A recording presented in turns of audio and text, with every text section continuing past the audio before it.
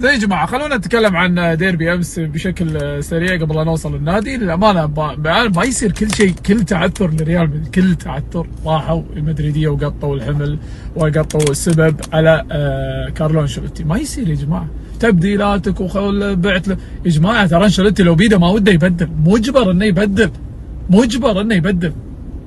اليوم انت عندك كميه اصابات كبيره ولاعبين مرهقين، خلاص لازم. ثاني شيء التبديل، يعني فينيسيوس اخر 5 دقائق، رودريجو اخر دقيقتين.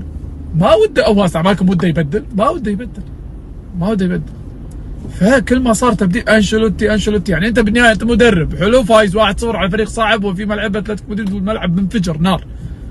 طبيعي انك تبي تسحب المهاجم، تبي تسكر، لازم تحافظ على الهدف 1-0 خلاص ننهي.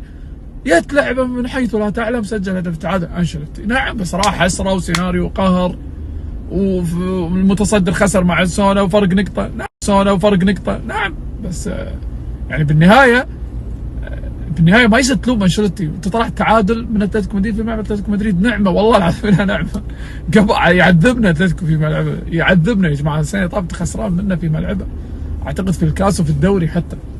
فتمام، على الاقل الحين تخلص الفارق، صار 3 نقاط وعندنا مواجهه قريبه مع برشلونه، وتفوز على برشلونه. بس مجرد ما تفوز خليت الصداره، لان احنا ما لنا شغل بالاهداف في الدوري الاسباني، على المواجهات. تفوز على برشلونه في ملعبك، انت كذي ضمنت الصداره، شكرا ومع السلامه. ما يبي لها شيء.